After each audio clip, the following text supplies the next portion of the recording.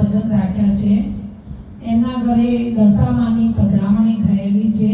ઉષાબેન પોતે દશામાનું વ્રત કરે છે એટલે તો આજે ભજન અને દશામાના ગરબા ગાવાના છે. તો ચાલો સખીઓ, બધી તૈયાર ને?